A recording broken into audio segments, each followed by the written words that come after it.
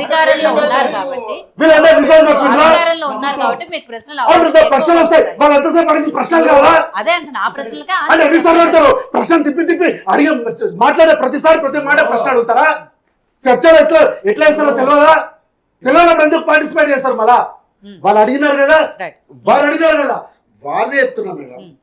రేవంత్ రెడ్డికి నేను ఒకటే సవాల్ విసురుతున్నా, మీరు నిజంగా సీఎం బీజేపీ నాయకులు పిలిచాం, వాళ్ళు ఇంతవరకు ఏమీ మాట్లాడలేదు. నాదే మేడం మీరే తప్పు. తప్పు నా సైడ్ ఏమన్నా ఉందా? తప్పు నా సైడ్ ఏమన్నా ఉందా? దయచేసి వాళ్ళను మరో 5 నిమిషాలు కూర్చోమనండి. నాకు తెలియదు వినిపించాలని. వినిపిస్తా సార్, మీరే వినిపిస్తా. ఉండొచ్చారా అట్లా వినిపించాలంటే నా దగ్గర 3 గంటలు ఉంది మేడం. ఇది ఒకటైనా కూడా నేను వదిలాను. ఒకటి వరకు రేవంత్ రెడ్డి గారికి ఎంతమంది తిట్టినాయి మొత్తం ఉన్నాయి. రేవంత్ రెడ్డి గారికి తిట్టినాయి, రేవంత్ రెడ్డి గారికి మొత్తం నిరుద్యోగులు చేసిన మొత్తం ఉన్నాయి. మీరు మాత్రం 3 అయినా పర్లేదు జరిగితే ఉంటారు. తెల్లవారు 24 గంటలు ఉంటారు. మీరు జరగాలి, ఒక చర్చ జరగాలి.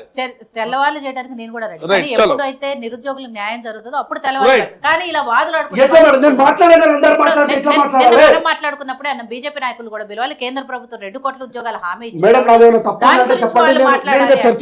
ఇవాళ ఆయన పిలిచి కూడా మనం నేను ఎవరినైనా డిస్టర్బ్ చేసి, కార్తిక్ మీరు ఇలా డిస్టర్బ్ చేసిరని చెప్పండి, నేను మౌనంగా కూర్చుంటా. కాంగ్రెస్ పార్టీ నేను తప్పు అని చెప్పి మౌనంగా కూర్చుంటా. నేను ఎవరైనా డిస్టర్బ్ చేశానా?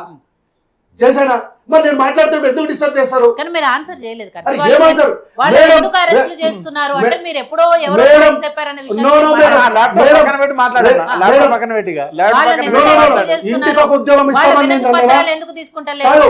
ఇంటికి ఒక ఉద్యోగం ఇస్తామన్నారు అనే ఆరోపణ రాలేదు ఈ చర్చలో. నేను దానికే సమాధానం చెప్పింది. అట్లాగే కాంగ్రెస్ పార్టీ ఉద్యోగాలు ఇవ్వలేదు అన్నప్పుడు వేసినారు, ప్రజలు అభ్యర్థులు థ్యాంక్ యూ చెప్పినారనేగా చెప్పింది. నేనేమైనా డివేట్ అయినా? కాంగ్రెస్ పార్టీ ఇవ్వలేదు అని ఎవరు చెప్పలేదు. వాళ్ళు ఇచ్చిన నోటిఫికేషన్ మీరు నియామక పత్రాలు ఇచ్చారు. దానికి అది ఇప్పుడు వాళ్ళు ఏమన్నారు?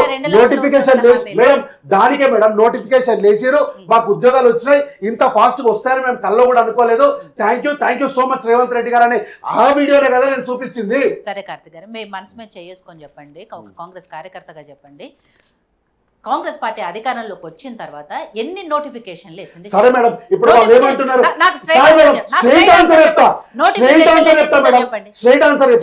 ఇప్పుడు ఈ 60,000 ఉద్యోగాలు వాళ్ళ బిడ్డలు అంటారు, అంతేనా? అదేనా వాళ్ళ బిడ్డలో మీ బిడ్డలో? సమాధానమే మేడం. నేను నోటిఫికేషన్ల గురించి నోటిఫికేషన్ సమాధానం చెప్తున్నా. ఇప్పుడు ఈ మేము ఇచ్చిన 60,000 ఉద్యోగాలకు నియామక పత్రాలన్నీ వాళ్ళ బిడ్డలే, అంటే వాళ్ళంటే మళ్ళీ ఇటు చూపిస్తున్నది కాదు, బీఆర్ఎస్ పార్టీ వీళ్ళ బిడ్డలే అని మీరు క్లెయిమ్ చేస్తున్నారు. నిజం అంతేనా? వాస్తవమేనా? మెట్రో మా బిడ్డలే కదా, మరి మీరు ఎందుకు క్లెయిమ్ చేసుకున్నారు?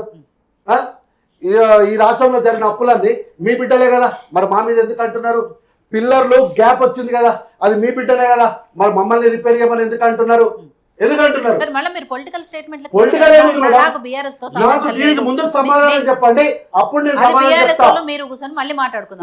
కూర్చున్నారు కదా, కూర్చున్నారు కదా, మరి సమాధానం చెప్పమనండి. మీరు ఒకటే ప్రశ్న అడుగుతుంది, నేను 5 ప్రశ్నలు మీ ముందర పెట్టినా, దానికి ఒక్కదానికి చెప్పండి. అయితే వాళ్ళు అన్నారు కదా, వాళ్ళ దానికే మేడం. గెలుపు కోసం మేము ఎంత కష్టపడ్డామో మాకు తెలుసు, మీకు మేము గుర్తు ఉండింటాము. ఆ రోజు మేము అంత కష్టపడితే మీరు చూపించే విశ్వాసం ఇదా? ఒకవేళ ఇప్పుడు సడన్ గా మీరు ఎందుకు లోకల్ ఎలక్షన్స్ పెట్టుకోవట్లేదు, స్థానిక సర్పంచ్ ఎలక్షన్స్ మీరు ఎందుకు పెట్టుకోవట్లేదు, మీరు ఎందుకు పోస్ట్ పోన్ చేసుకున్నారు? మీకు మాత్రం టైం కావాలి. మేము డిఎస్సికి అదే ఎంపీ ఎలక్షన్ లో సీట్లు గట్టికొచ్చినాయి కాదు, ఇప్పుడు ఓడిపోతారని భయం. ఆల్రెడీ నిరసన సెగలు తగులుతున్నాయి వాళ్ళకి, మొత్తం నిరుద్యోగులంతా ఏకమయ్యారు. ఇప్పుడు కూడా బరాబర్ చెప్తున్నాము, మీరు ఎట్లా మీ ఎలక్షన్స్ ని పోస్ట్ పోన్ చేసుకున్నారో మా ఎగ్జామ్స్ ని కూడా అట్లా పోస్ట్ పోన్ చేయండి. మీకు ఎట్లా టైం కావాలో, మీకు ఓట్లు వేయించుకోవడానికి అంత టైం అడిగారు కదా. ఎగ్జామ్సా?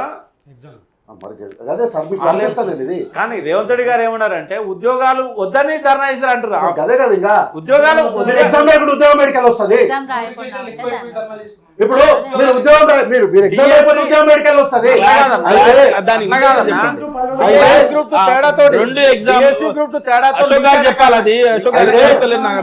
2 ఎగ్జామ్లు ఒక వ్యక్తి ఒక ఎగ్జామ్ రాయాలంటే క్లాష్ కాకుండా ఉండడానికి వాళ్ళు ఏంటంటే ఒకసారి గ్యాప్ అడిగి తప్ప నోటిఫికేషన్ వద్దు. వేసిందండి. మరి వాళ్ళు ఆ రోజు చెప్పేది ఉండే మాకు ఇంత టైం లిమిట్ ఇవ్వాలని స్పెసిఫిక్ గా వాళ్ళు చెప్పేది ఉండే. ఈ రోజు ఇంత కానూన్ మాట్లాడుతున్నారు కదా, ఆ రోజు ఎందుకు కానూన్లో మాట్లాడలేదు? మరి అయితే మంచిది. సార్ ఇంతకుముందు మాట్లాడుకుంటూ మంచి మాట మాట్లాడిండ్రు.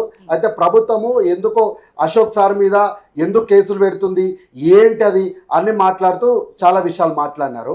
అయితే నేను సార్ ప్రొఫైల్లో చూసిన స్పీకర్, తెలంగాణ స్పీకర్ గడ్డం ప్రసాద్ కుమార్ గారి వీడియో నేను చూసిన మేడం, దొరుకుతలేదు టయానికి. అయితే వారు ఎప్పుడో ప్రతిపక్షంలో ఉన్నప్పుడు వికారాబాద్కి సంబంధించి ఒక అంశం వచ్చినప్పుడు గాంధీ ఉస్మానియాకు పంపించకండి, నువ్వు పోతావా అని వారు అడిగారు మేడం. అడిగితే దాన్ని వారు లేటెస్ట్గా స్పీకర్ అయిన తర్వాత వారు ఆ మాట అన్నట్లుగా వారి ఛానల్లో పెట్టుకున్నారు. నేను ఇంతకుముందు అది చూసిన. ఇప్పుడు అంటే దాన్ని పెట్టుకోవచ్చు, టైం సరిపోదు. వారు పెట్టుకున్నారు, వారి ఛానల్లో ఉంది. ఇప్పుడు వారు తప్పుడు సమాచారాన్ని ఇచ్చి రెచ్చగొడుతున్నట్ట కాదా? ఏం చేయమంటారు మరి చెప్పండి. స్పీకర్ వచ్చినాక మరి గాంధీ ఆసుపత్రి బాగా సార్ ఉంది మీరు ఏమంటారు? గాంధీ ఆసుపత్రి బాగా చేయాలి కదా ఇప్పుడు. గాంధీ ఉస్మానియా పంపిస్తే చచ్చిపోతారు పిల్ల. ఇది స్పీకర్ కాకముందు అపోజిషన్ లో ఉన్నప్పుడు అట్లా ఓకే అన్న సరే, మీరు అట్లా కదా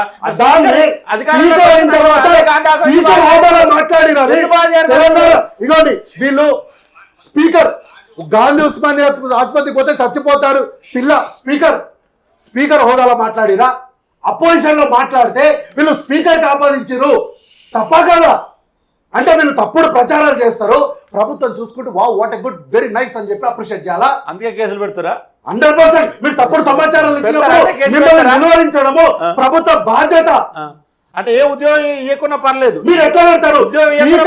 మీరు స్పీకర్ ఆహ్వానించినట్ట స్పీకర్ అవమానిస్తే స్పీకర్ బాగా గాంధీ ఆసుపత్రి బాగా ఎన్ని కోట్లు ఇచ్చారు? గాంధీ ఆసుపత్రికి ఎన్ని కోట్లు ఇచ్చారు అధికారంలోకి వచ్చినాక? ఏంది మీరు పెట్టిందని చెప్పండి సార్. గాంధీ మాట్లాడిందని స్పీకర్ గా మీరు ఎట్లా అంటారు? ప్రతిపక్షంలో ఉన్నప్పుడు మాట్లాడినప్పుడు ఇప్పుడు అధికారంలోకి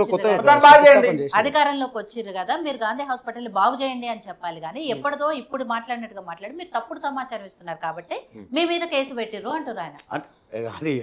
తర్వాత కూడా మళ్ళీ ఇప్పుడు నూతనంగా శంకుస్థాపన చేసి దానికి ప్రత్యేకమైన నిధులు ఇచ్చి దాన్ని మొత్తం దామోదర రాజసింహారావు మంత్రి గారు దాని పర్యవేక్షణ చేస్తూనే ఉన్నాయి. దాని సబ్జెక్ట్ కాదు. నేను వారిపైన కేసులు ఎందుకు పెట్టాల్సి వచ్చిందనే దాని కాంటెస్ట్ లో మాత్రమే మీరు తప్పుడు సమాచారాన్ని ప్రజల్లోకి తీసుకెళ్తున్నారు. మీకు దాదాపు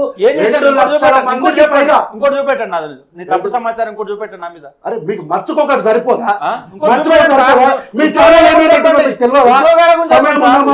చెప్పండి. మీరు తప్పుడు సమాచారాన్ని ప్రజలకు మరి ఈ వీడియో డిలీట్ చేయండి ఇప్పుడే.